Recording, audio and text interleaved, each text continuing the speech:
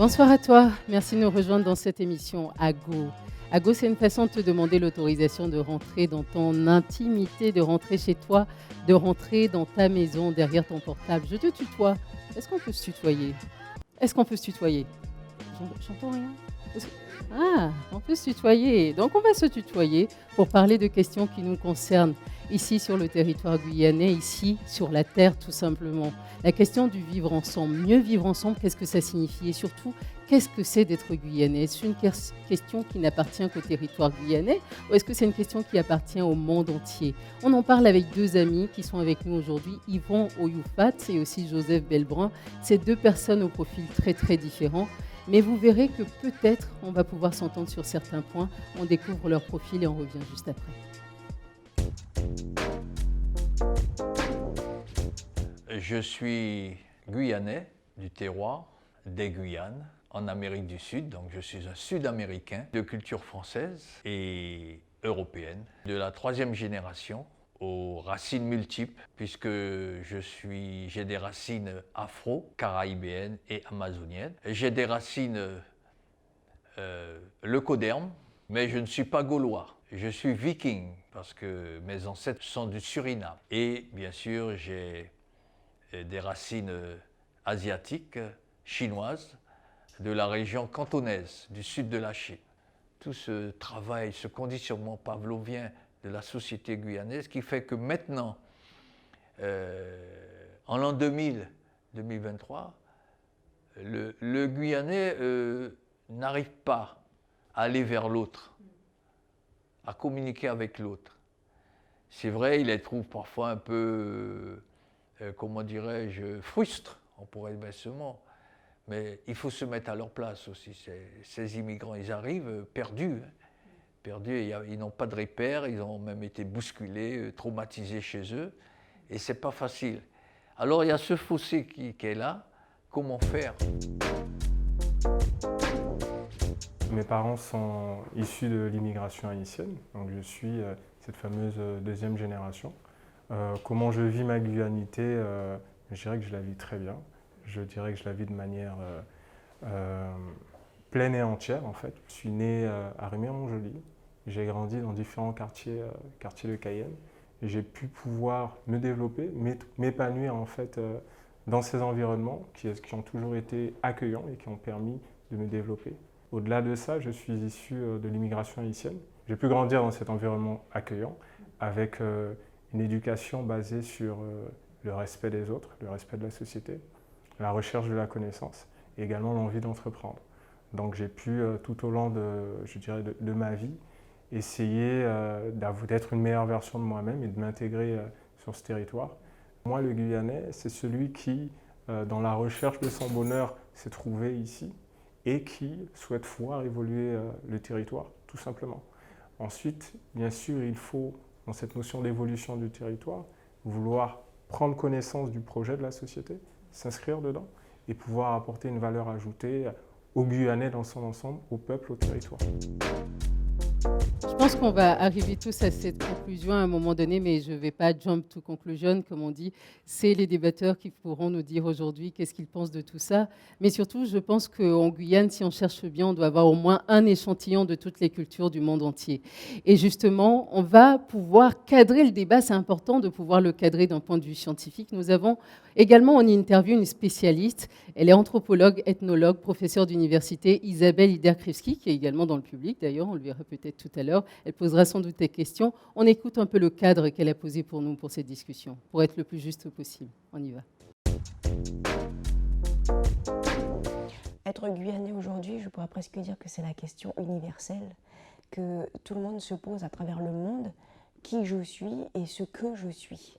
Alors le qui je suis est là pour définir les frontières et ce que je suis, c'est le contenu. Maintenant, dans le contenu identitaire, qu'est-ce qu'on va y mettre?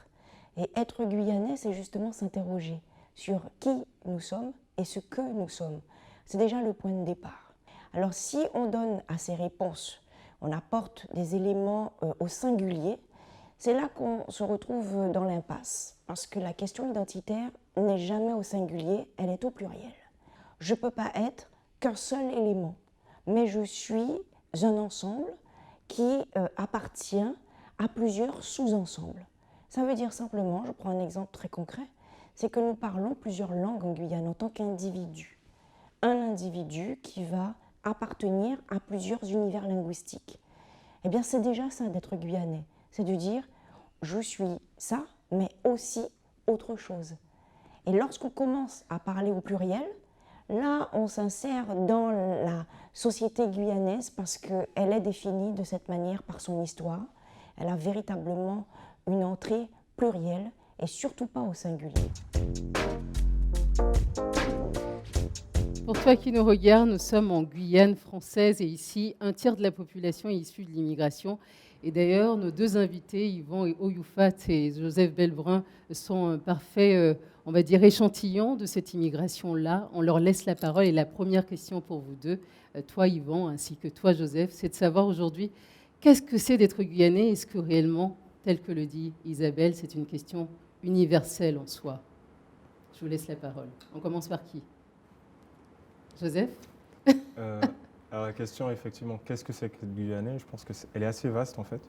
Moi, je dirais, comme j'ai dit un petit peu dans ma présentation, le Guyanais, c'est celui qui trouve sa place ici, voilà, et qui accepte, en fait, les codes de l'histoire, en fait, de l'histoire de la Guyane, qui épouse la Guyane dans sa culture, dans son passé colonial, mais également dans tout ce qui va faire son identité, même si le terme identité est vaste. C'est son art, sa cuisine, sa danse, sa musique, ses périodes, ses événements, voilà, pouvoir épouser pleinement la Guyane. Je pense que c'est une définition intéressante de qu'est-ce qui nous fait être un vrai Guyanais, en fait. C'est vrai ce que tu dis, mais faut-il encore que nous ayons les moyens de pouvoir les accueillir d'une part, les moyens de pouvoir parlementer avec eux, communiquer. La communication est une chose très importante. Le face-à-face, comme on dit en anglais, le face-to-face. Comme nous ce soir. N'est-ce pas? Et donc c'est très important tout ça, tu vois. Et surtout que nous sommes d'horizons divers, différents. Et nos sociétés sont multicolores, comme dit l'autre. Et c'est pas facile. Parce qu'au cours de l'histoire de la Guyane, nous avons connu des clivages très importants qui ne sont pas encore apurés, si je puis m'exprimer ainsi. Et donc c'est tout ça qui fait, c'est tout un ensemble pour que nous puissions avoir une Guyane, vivre ensemble. Ça te fait penser à quoi comme période? Eh bien, je pense à des périodes, par exemple, avec les Bouchi-Condé Sama. Okay. Qu'on dit Bouchi-Négué, mais j'aime pas d'ailleurs cette terminologie. Mais en fait, les Bouchi-Condé Sama et les Amérindiens, ils ont été isolés de notre territoire. Il y avait le territoire de l'Inini et le littoral. Le territoire de l'Inini, c'était toute la Guyane pratiquement. Et donc, ces personnes-là, ces compatriotes, on les a tenus très à l'écart de nous. Et il y a même eu, dans les années 1930, d'ailleurs, il y a eu un bureau pour la gestion des primitifs de la Guyane. C'était qui les primitifs à l'époque? Comment? Qui est-ce qu'on considérait comme primitifs à ce moment-là? Eh bien, nos compatriotes, les Amérindiens et les Bouchi-Condé Sama, c'est-à-dire en particulier les Boni de l'époque, Aluku aussi, on dit Aluku, les Pahamaka, les Samaka, donc, et les Nduka. Ils ont eu d'ailleurs la nationalité, il me semble, d'ailleurs notre professeur des universités ici présente pourra me donner un peu la date, mais je pense que c'était dans les années 60 qu'ils ont pu avoir l'identité française. Tu n'as pas l'impression que le regard dont tu parles a déjà changé? Parce que moi, quand j'entends Madame Inger Krivkis dire que la population double tous les 20 ans, ça veut dire que tous les 5 ans, il y a 20% en plus, 25% en plus de cette population qui change. Donc je me dis également qu'en fait, ce regard-là, cette manière de penser, elle a déjà évolué en fait par rapport à ce qu'on a connu, à ce que tu as connu. Je me permets d'intervenir un peu. Tout à l'heure, Yvan, tu disais qu'il y avait du mal peut-être à communiquer avec ces populations qui arrivent sur le territoire guyanais. Et Joseph, je t'ai vu réagir, mais tu n'as pas eu l'occasion d'y répondre. Est-ce que ce défaut de communication, tu le ressens aussi? Toi, issu de l'immigration, deuxième génération, tu es né à Rémire, Mais malgré tout, est-ce que c'est un reproche que tu peux comprendre, par exemple, toi, et entendre? Un reproche du manque de communication. Oui, entre les populations qui arrivent et celles qui étaient là déjà avant. Non, je dirais que en fait, les populations s'adaptent entre elles en fait. Donc il y a forcément un temps où on s'observe, on se découvre, et ça va avec les principales vagues migratoires qui arrivent en fait. Et ce temps-là, attention, il faut qu'il dure qu'un temps, de manière à ce qu'ensuite on peut travailler ensemble, s'entendre, s'écouter correctement.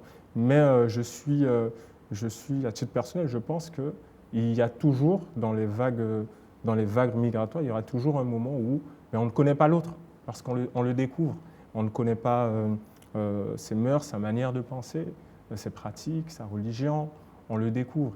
Et je peux accepter en fait le fait que sur ce laps de temps, on peut avoir peur en fait. Et là, un manque de communication. Ici, je peux l'accepter. Plus loin, peut-être pas, mais ici, je peux l'accepter. Est-ce que ça te convainc, Yvan? Bien, je pense que ce qu'il dit est exact, mais il ne faut pas confondre, à mon avis, le vivre côte à côte et le vivre ensemble. Il y a quand même une nuance importante. Lorsque les immigrations se faisaient à petite échelle, par exemple, les Brésiliens arrivaient tranquilles, 5, 10, comme ça. Les autres sociétés chinoises, haïtiennes, trinidadiennes, surinamiennes, etc. Effectivement, ils s'adaptaient et ils rentraient dans le moule du Guyanais à part entière. Ils devenaient un Guyanais. C'était pas le Guyanais du terroir. Quand il y a qu'à dit côté nous, son nombril pas planté côté nous. Mais ils devenaient, et en plus de ça, comme ils nous donnaient des enfants et petits-enfants, donc pour nous, c'était des compatriotes. Mais vas-y, précise, Yvan. Qu'est-ce qui manque aujourd'hui à ces populations qui arrivent, qui ont décuplé en quelques dizaines d'années, finalement? On est passé de 30 000 habitants au début des années 80-90 à maintenant près de 300 000 habitants, dont le tiers issu de l'immigration. Qu'est-ce qui manque en termes de communication aujourd'hui? Eh bien, justement, je parlais du côte à côte. C'est ce que je viens de te dire. Et maintenant, ils arrivent en masse. On a eu l'affaire des Bouchikondé Sama avec les Ndjuka d'Albina, de Kotika Albina, de Mongo, qui sont arrivés 10 000 à peu près à Saint-Laurent dans les années 80 suite à un incident de parcours politique et historique du Suriname. Eh bien ça crée un gros problème à Saint-Laurent. Entre la population de l'Ouest, de Saint-Laurent, parce qu'à l'époque c'était les... Pas forcément un problème. Vas-y, développe. C'est un gros problème. Moi, j'ai vécu ça. Okay. En quoi c'est pas un problème? En fait, l'idée, je pense qu'il faut pouvoir ne pas forcément mettre l'aspect négatif sur l'immigration. J'aime bien l'idée où tu dis ils viennent en masse. Oui, oui. 10 000, c'est pas... Ça me fait penser à, tu sais, c'est comme la nature. Il y a d'abord les petits ruisseaux, ensuite les grandes rivières, en fait, parce qu'il y a des solutions qui sont disponibles en fait pour ces populations qui immigrent. Donc, je disais, c'est pas forcément un problème, parce que avoir une croissance démographique, puisque on dit migration, on peut dire également une croissance démographique à un lieu, ça peut permettre également une industrialisation si les choses sont mises en faveur d'un développement économique. Ça permet aussi une repopulation d'une zone qui peut être sous-peuplée à un moment donné. Donc il y a un aspect positif aussi à l'immigration, mais à condition de le voir et à condition que, je dirais, des outils et une politique soient mis en œuvre de manière à ce que cette immigration, ce développement démographique ne soit pas une gêne pour ceux qui y vivent en fait, ne soit pas un frein pour ceux qui y vivent, mais au contraire accélère les choses. Mais encore une fois, je pense qu'il faut qu'un cadre soit mis en place pour pouvoir permettre cela, pour pouvoir permettre un développement. Exact. C'est-à-dire qu'il nous faut des structures d'accueil et des structures d'accueil, de préparation. Parce que quand ils arrivent 10 000 habitants, d'un seul coup comme ça, en quelques mois, ce n'est pas évident pour des communes d'absorber ces bienvenus immigrants, parce qu'ils sont bienvenus quand même. comme tu dis, il y a comment dirais-je, un apport culturel, un apport éducatif, un apport même scientifique. On les a connus. Messieurs, Mais je par suis contre, désolée de vous interrompre. ce que je voulais te dire, c'est Oui. qu'il faut gérer tout ça. Et ce n'est pas facile, c'est là la problématique. Oui. Juste Alors, un mot. Permettez-moi de vous interrompre Oui. et de vous diriger un peu dans la voie qu'on cherche à trouver aujourd'hui dans cette émission. L'État n'est pas là aujourd'hui, malheureusement, pour s'exprimer sur les politiques publiques qu'il met en place ou non. On aimerait vraiment voir votre ressenti. Toi, Yvan Youfat, la dernière fois qu'on préparait cette émission, tu nous disais que est-ce que c'est le cas de tous les Haïtiens, par exemple, de s'installer sur un terrain et de commencer à cultiver sans demander la permission? Et c'était quelque chose qui, toi, t'avait marqué, par exemple. Je te vois sourire. Mais est-ce que tu veux bien nous en dire un peu plus? Et surtout, j'aimerais t'entendre, Joseph, là-dessus. Oui, c'est vrai. Il y a ce problème. Il est non seulement latent, et il est aussi actif. Il est dysfonctionnel dans sa dynamique économique, dans sa dynamique culturelle, parce que nous n'étions pas habitués à ça. Moi, j'ai un vécu du passé, mais aussi du présent. Et dans le passé, il y a eu par exemple l'exemple de la Société Sainte-Lucienne. Ils sont venus, mais ils ont été travaillés à l'intérieur. Donc, sur le littoral, on n'a pas senti pratiquement leur présence au début. Ils sont partis vers l'intérieur, vers les placeurs, vers l'exploitation du balata, les VA, vers le cacaoyer, vers, comment on s'appelle ça aussi, le parfum là, que Chanel aimait, là, carrière. Vanille peut-être Non, le bois de rose, n'est-ce pas, ma professeure? et donc, tout ça fait qu'ils se sont rencontrés à l'intérieur et ils se sont remis en forme. Parce que, comme je vous dis, des immigrations comme ça, ce sont des diasporas et c'est très, très traumatisant. Mon grand-père chinois m'en parlait de tout ça aussi. Et tout ce monde a subi un traumatisme, pas comme nos afro-descendants qui ont traversé la mer Salée, l'eau salée. Pas jusque-là, mais quand même, ils ont eu un certain traumatisme.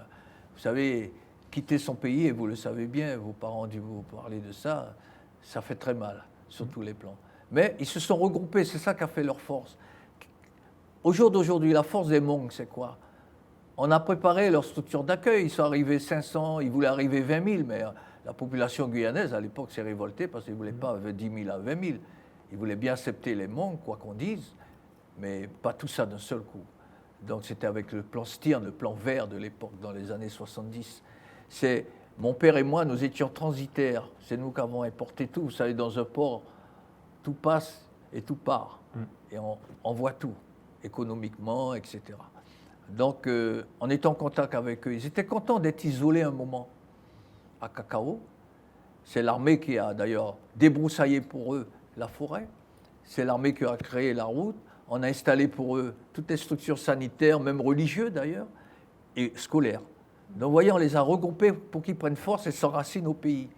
C'est ce qu'il faut faire. Mais si vous faites l'immigration est sauvage et sans contrôle, ça pose des problèmes. Moi, dans le vécu d'aujourd'hui, quand je vais pour mon association payer à la poste, pour mon association envoyée en mandat, il m'est arrivé d'arriver à des chocs.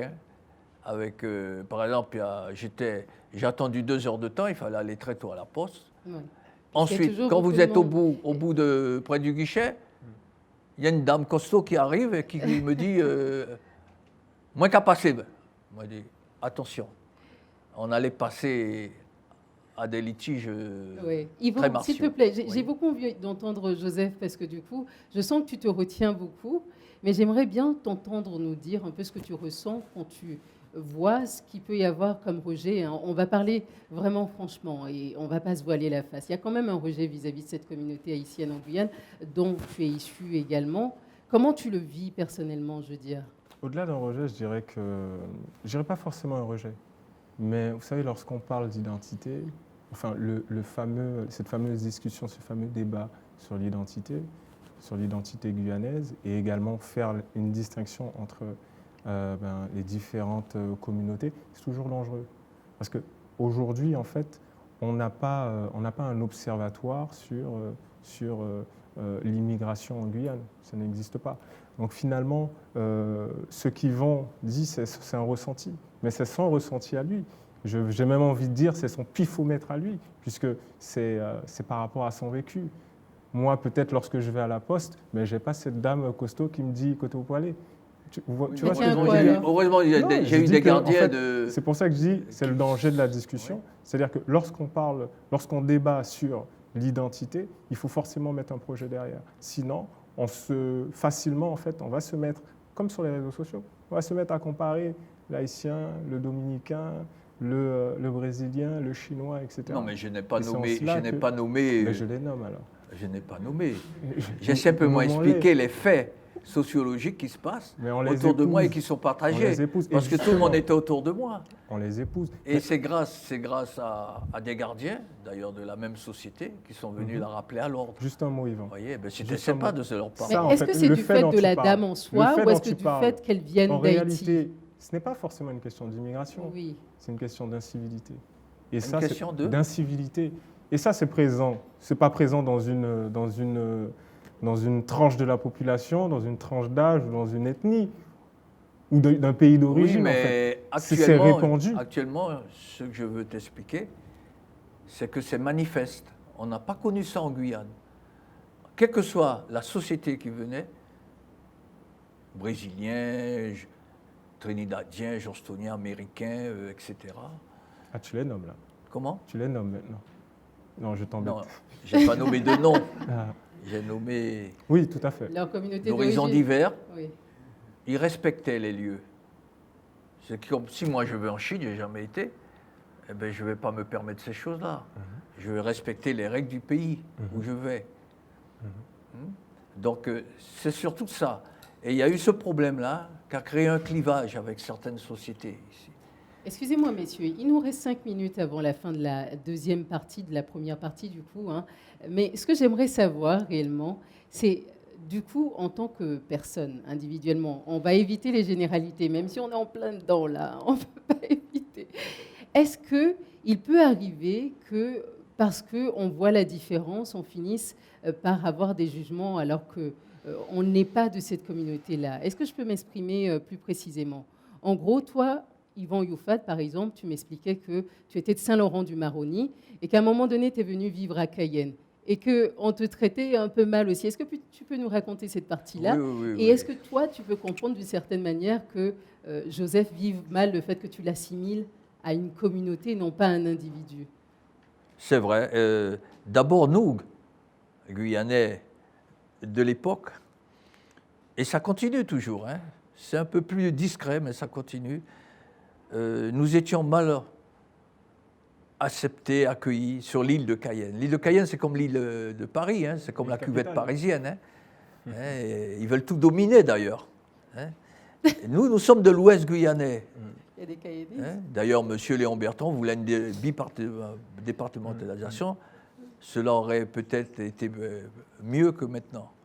Alors, on arrivait à l'école, d'abord on n'avait pas de collège ni de lycée. D'ailleurs, c'est grâce à l'immigration de Paramaribo, de Suriname, les 10 000 Ndjuka d'ailleurs, et pas Amaka, mais surtout Ndjuka, qui ont permis d'avoir des naissances, cette expansion démographique soudaine à l'ouest, 2000 naissances par an en moyenne, et avec, ça les a obligés... Un peuplement.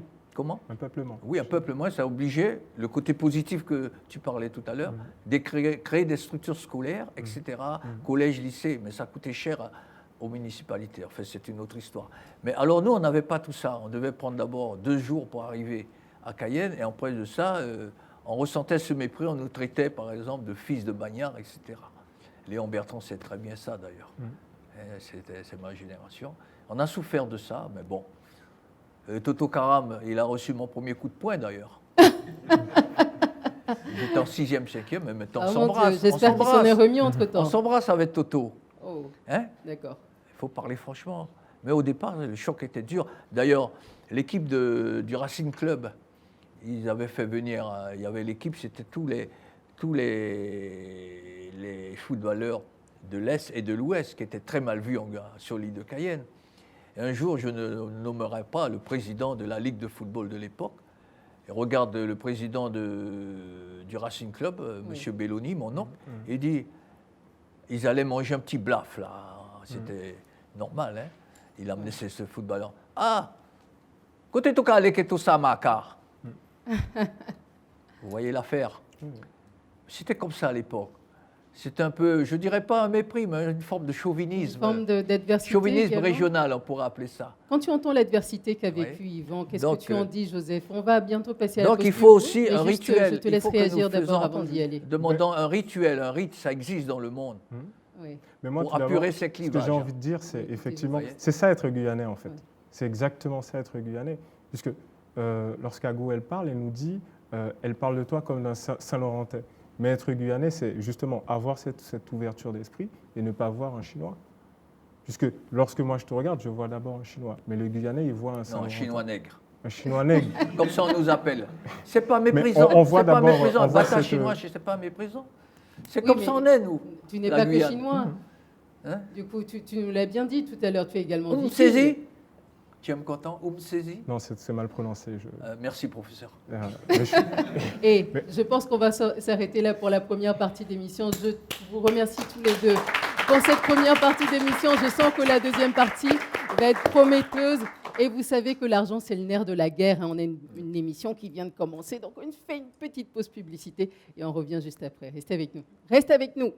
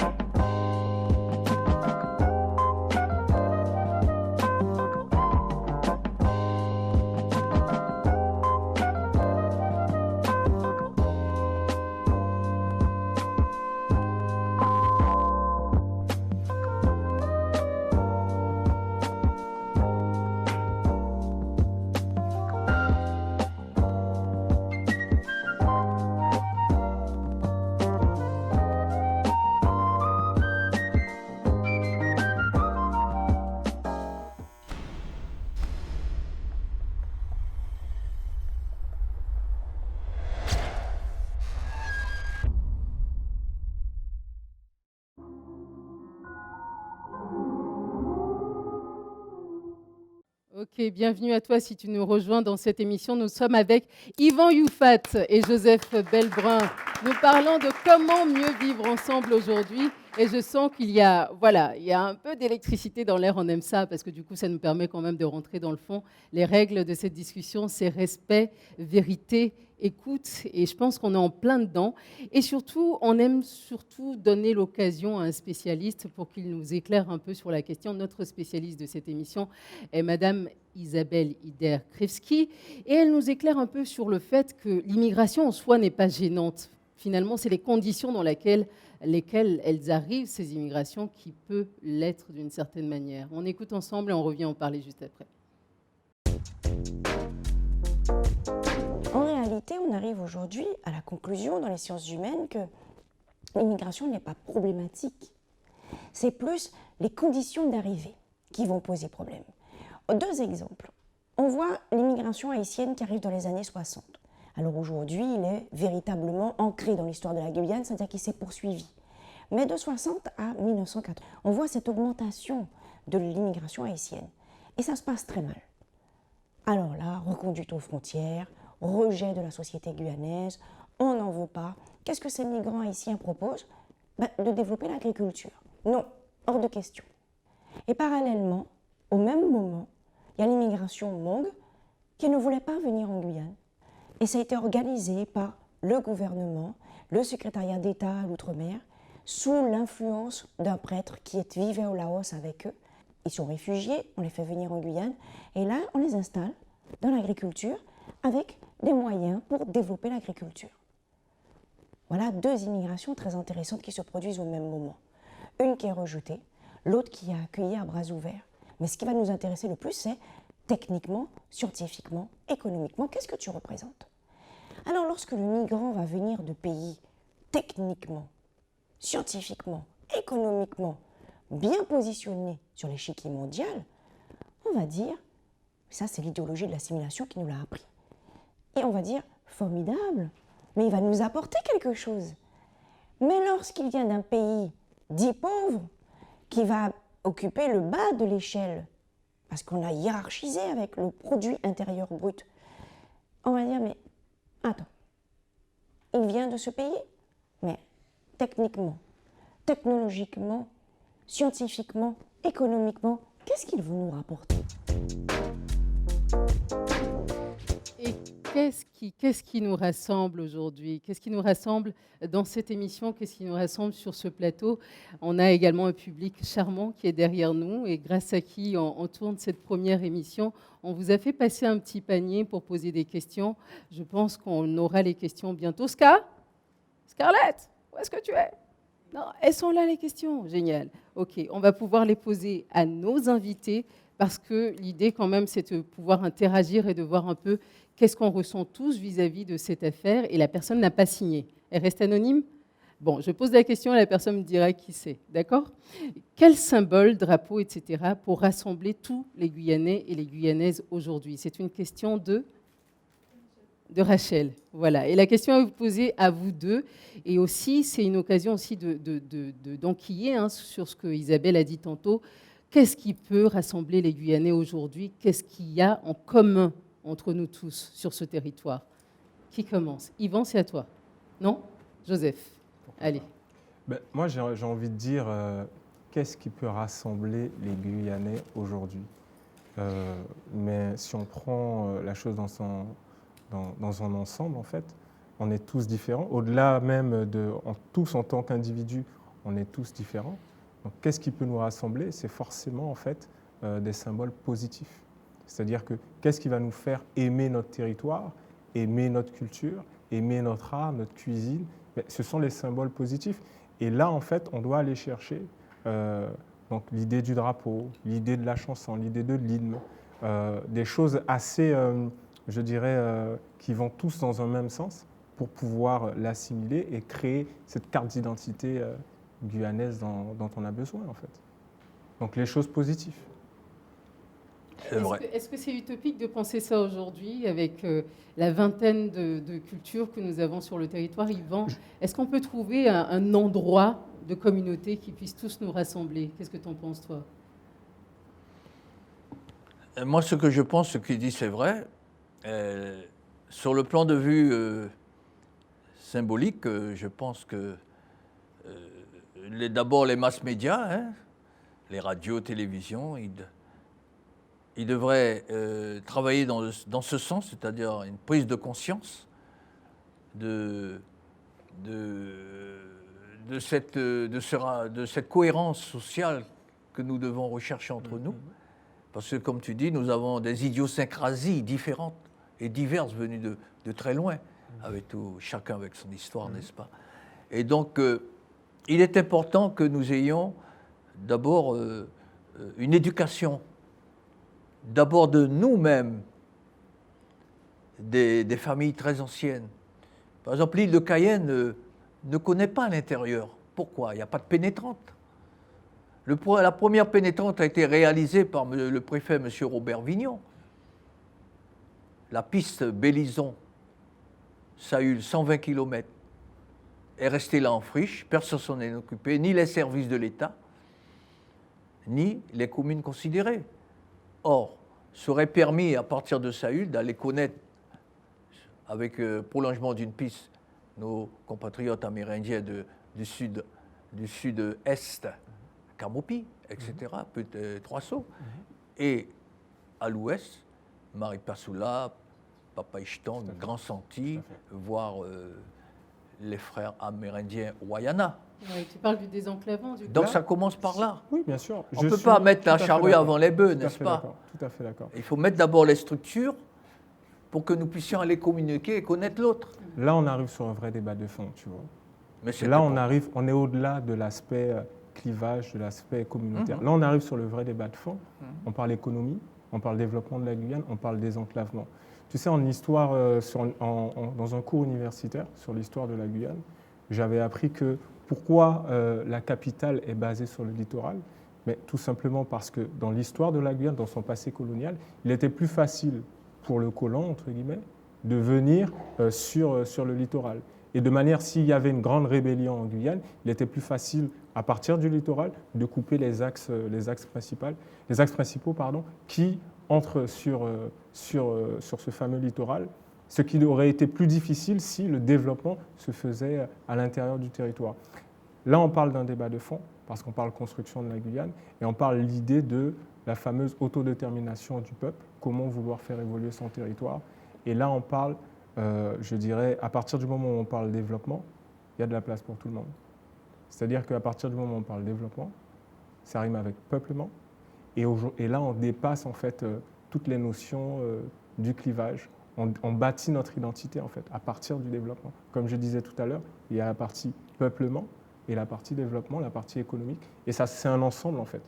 Si on n'arrive pas à parler développement et on parle uniquement peuplement, immigration, et évolution, croissance démographique, mais en fait, on va tous se regarder les uns les autres.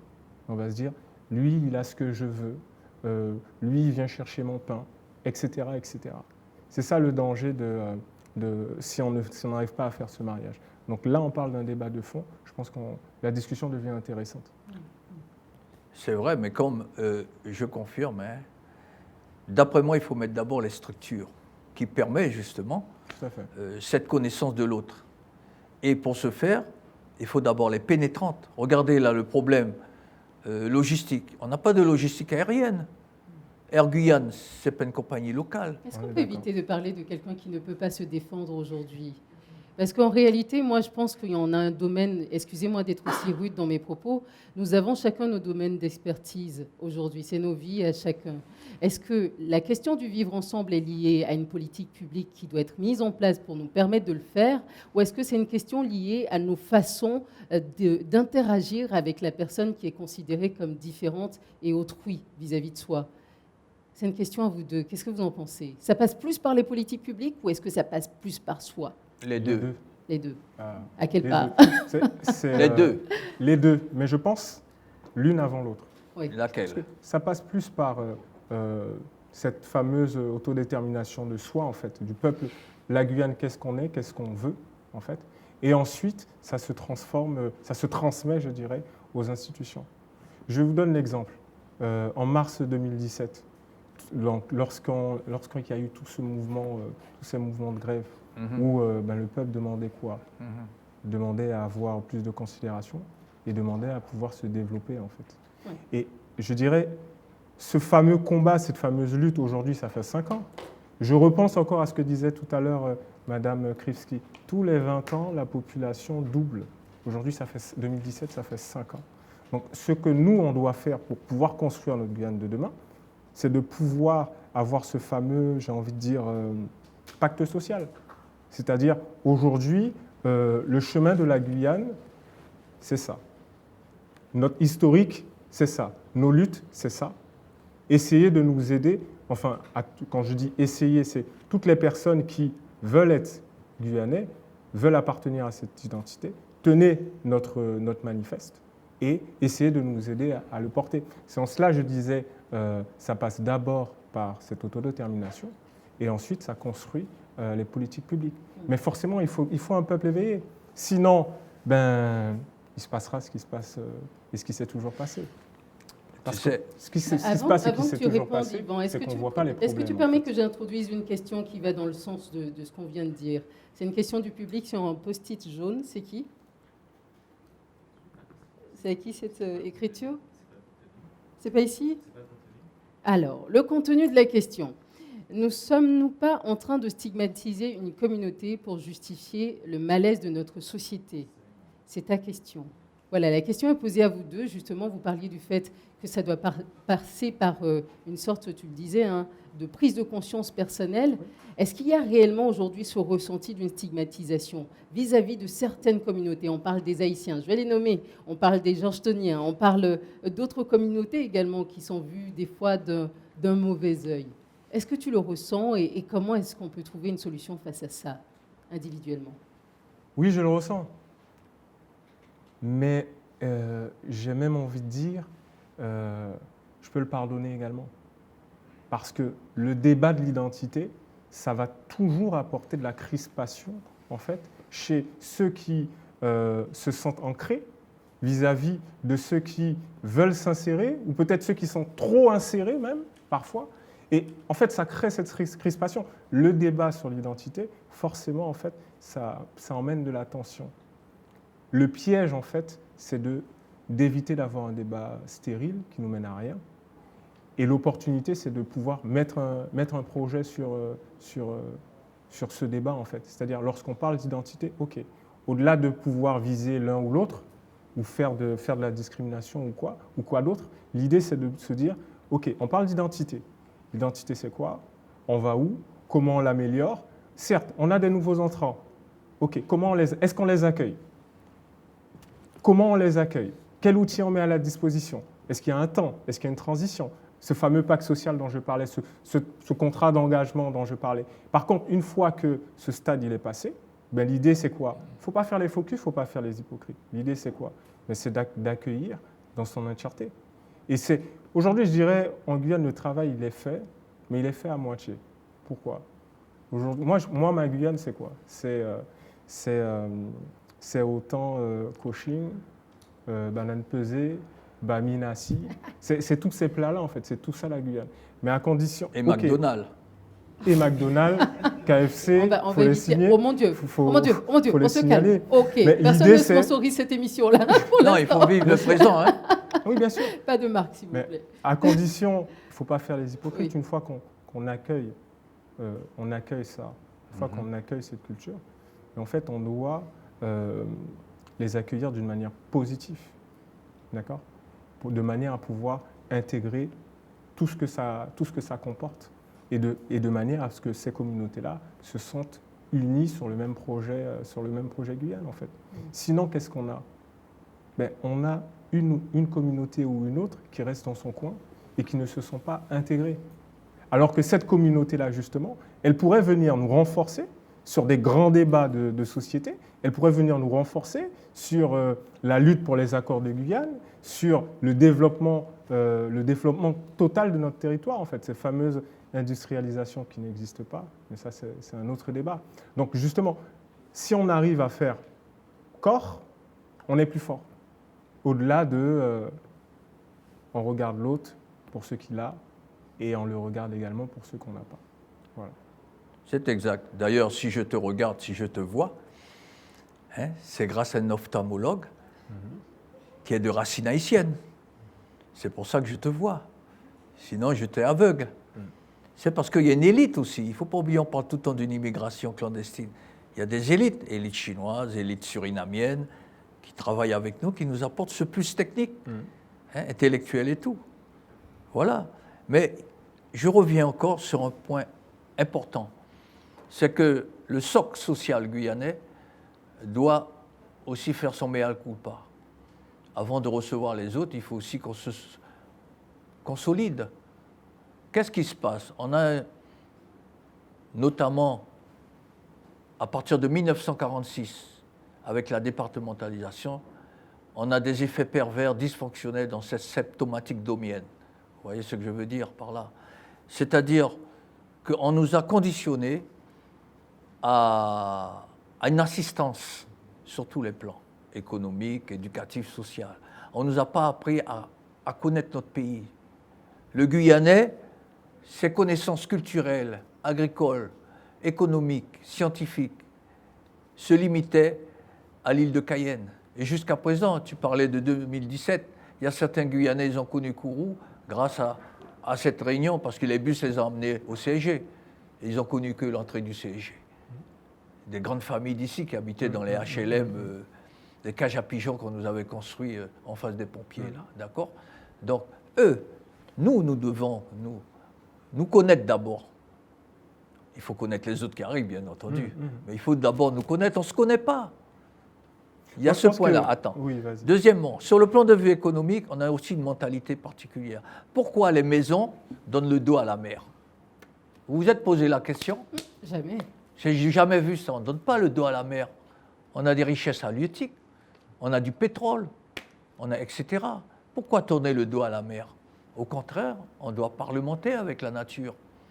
Le Guyanais Yvan, a fait des maisons de dos à la mer. Ça ne se fait pas, ça. Yvan, quand tu dis nous, Par exemple, tu penses ça à aussi. qui? S'il te plaît, tu veux bien préciser quand tu dis nous devons apprendre à avoir, comment dire, à reconnaître nos valeurs avant de pouvoir intégrer d'autres personnes. Tu penses à qui? Et aujourd'hui, est-ce que l'immigration est intégrée à ce nous-là? J'ai une question du public qui dit, peut-on dissocier la Guyane de l'immigration? Qui peut dire qui est guyanais, sur quelle base et sur quels critères?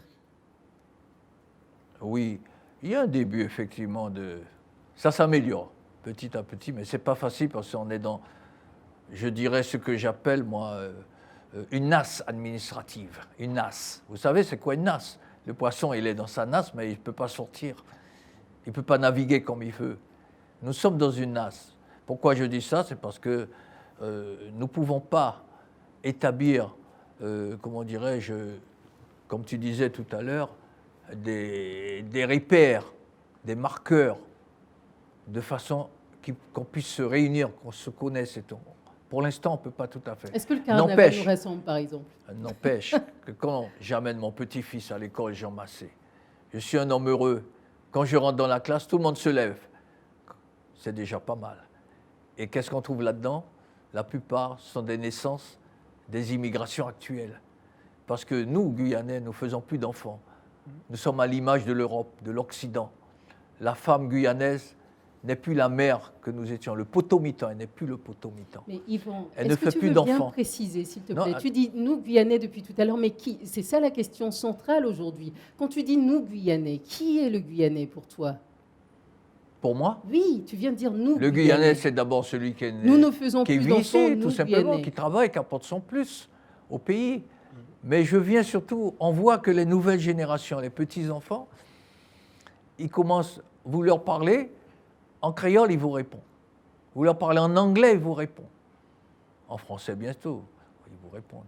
Mais c'est surtout moi, quand je viens, je leur dis « How are you ?»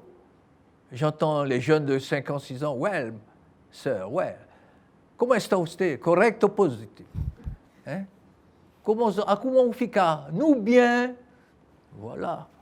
Et ça, c'est très important pour connaître l'autre. Donc, cette jeune génération ne seront pas comme nous. C'est la jeune Guyane qui vient. J'espère que l'éducation va se développer dans ce sens. Ça, c'est une première chose, c'est très important. Et deuxième chose, qu'on laisse nos politiques apprécier l'opportunité d'une nouvelle industrialisation de la Guyane. Parce que la Guyane a connu une industrialisation. Elle avait ses distilleries, pas la Belle Cabresse seulement. Chaque commune avait 2-3 distilleries, romeries.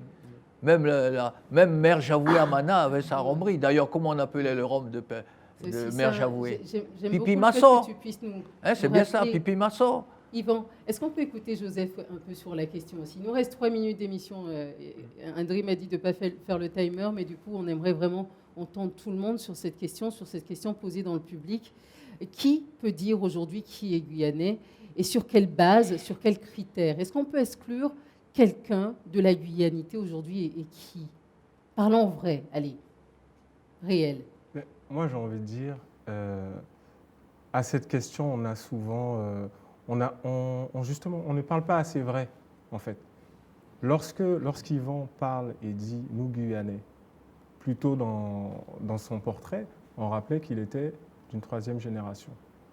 Moi-même, dans mon portrait, je rappelais que j'étais d'une 2e génération. Est-ce que ça fait de toi un meilleur Guyanais que moi? Ce sont des questions à se poser. Ensuite, j'ai envie de dire, encore une fois, le piège de cette comparaison. Désolé, je tombe dans le piège également. C'est-à-dire que là où on devrait parler, en fait, développement, on se regarde les uns les autres. Et encore, et encore, et encore.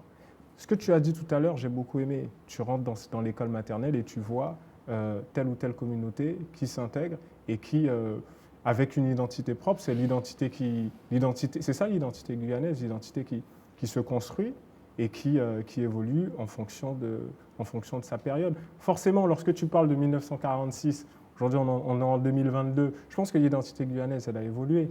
En 1946, on avait d'autres problématiques, on avait d'autres populations en Guyane. Tout comme les années avant, on avait encore d'autres populations et d'autres problématiques. Donc aujourd'hui, en fait, qu'est-ce qui fait l'identité guyanaise? Ben, c'est toute la diversité que l'on a, à condition qu'on l'accepte, qu'elle s'installe positivement, voilà, et qu'on lui donne les possibilités de développer le territoire, en fait. Puisque nous sommes tous guyanais, pour moi. Au-delà du fait d'être né sur le territoire, parce que sinon, ce qui ferait la différence entre le Guyanais et l'étranger, ce serait juste une pièce d'identité, un passeport. Non, le Guyanais, c'est plutôt celui qui va se retrouver dans, tu as dit tout à l'heure, dans le carnaval, dans le piquet djouk, le baminassi, et toutes les composantes, en fait, de bouillon d'Awara, bien sûr, dans la et toutes les composantes, en fait. Et c'est ça le vrai Guyanais, en fait, au-delà de l'aspect administratif, ou d'une couleur, ou d'une manière de parler, ou d'une religion, ou quoi que ce soit d'autre, ou tous les codes que ce soit d'autre. L'idée, c'est le Guyanais, c'est celui qui épouse en fait l'avenir de ce territoire, épouse les luttes, voilà, et qui veut construire ensemble le territoire, le développement du territoire. Ça, ce serait une belle définition du Guyanais pour moi. Qu'est-ce que tu en penses, Yvan? Oui, ce qu'il dit, c'est vrai, mais faut-il encore, et je reviens, on ne met pas la charrue avant les bœufs. Ouais. Ce que je veux dire par là, c'est que si nous n'avons pas d'industrialisation dans un pays, on ne peut rien faire. Il faut faire travailler les gens. On ne peut rien faire. Tout ce que tu dis, c'est vrai. Mais pour réaliser cette cohésion sociale, ne pas avoir une jeunesse dans l'oisiveté, qui est le pire des maux, c'est pour ça que nous avons des mules maintenant. Nous avons des bagarres dans les nightclubs, etc. Pourquoi? Ces jeunes aspirent à une société qui leur donne les moyens de se développer mentalement, physiquement, économiquement et familialement, et la création d'une famille. Or, le jeune diplômé qui vient et il prend 3 mois dans une banque et après on le presse comme du citron, on le lâche, qu'est-ce que tu veux que ces jeunes-là fassent? D'accord? Quand ils sont au chômage récurrent, qu'est-ce que tu veux qu'ils fassent? Ils vont rester dans leur hamac à boire le kachiri, la bière par exemple? Ou le Chinois, il va tirer sa pipe d'opium. Donc on ne peut pas avancer là, on n'est pas plus avancé que Monsieur Reculé. On est d'accord sur un fait, c'est que on a besoin de développement, on a besoin de peuplement. L'un va avec l'autre. Ça va. Effectivement, je repense à 2017. C'était quoi le problème? C'était un taux record de meurtres, des vols, le fléau des mules qui augmentait, et on avait un besoin de sécurité en fait. Donc moi je suis totalement d'accord avec le fait que tous les problèmes de notre société ne seront pas réglés si on n'est pas capable de développer le territoire, casser ce chômage, surtout le chômage chez les jeunes qui ne devrait pas exister sur un territoire français, européen, pouvoir casser ce chômage. Et l'idée c'est quoi? C'est peuplement, développement. On sait aujourd'hui, et ça date d'il y a plus de 40 ans, on sait aujourd'hui que la population ne va que croître. On ne peut rien y faire. En tout cas, je n'ai pas l'impression que les pouvoirs publics souhaitent y faire quelque chose. Très bien. Accompagnons à ce moment-là, ce développement de la population, d'un développement économique. Donc je suis d'accord avec le frein que l'on nous donne. Tout à fait. Notamment, c'est d'actualité. Le territoire est occupé par quoi? Par l'ONF. L'ONF occupe toutes les terres. Avant, tous les Guyanais, leurs parents avaient des terres. Et il y avait des villages de 1000 à 2000 habitants à l'intérieur, comme Dorlin, Saül. Tout ça, et ça permettait aux gens de vivre ensemble. À vivre ensemble, ils n'avaient pas besoin de l'extérieur. Il y avait un développement exogène sur tous les plans. Maintenant, si on ne donne pas les terres aux Guyanais, comment voulez-vous? On étouffe sur l'île de Cayenne. Et ça crée quoi? Pas une cohésion, ça. On les met dans des pigeons. Derrière chez moi, on vient de construire 45 appartements. on les a tous mis là, mais il faut voir comment ils vivent. Ils ne se connaissent pas. Alors, messieurs, Voyez on le est d'accord problème. que la question de qu'est-ce que c'est d'être guyanais aujourd'hui, c'est une question à 5 milliards d'euros. Je vous jure que si j'ai cet argent, je vous le donne. Si vous donnez une réponse aujourd'hui à cette question. Mais surtout, avant de se quitter, un défi pour vous deux, parce qu'on a encore 30 secondes devant nous, donc il faut être bref. En 3 mots, à quoi ça tient de mieux vivre ensemble en Guyane? Joseph, 3 mots. Ah, là tu me prends de court. En 3 mots, je dirais acceptation,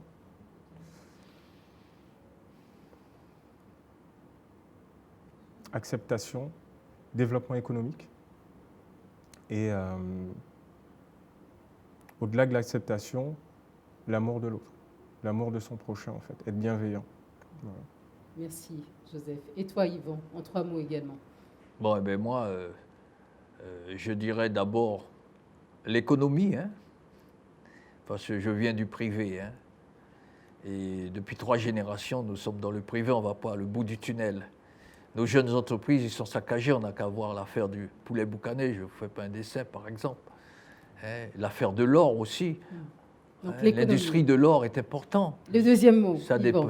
Attendez, vous m'avez demandé une question, il faut que je réponde, n'est-ce pas? Et donc, c'est important que nous ayons une industrialisation, je le répète, Oui.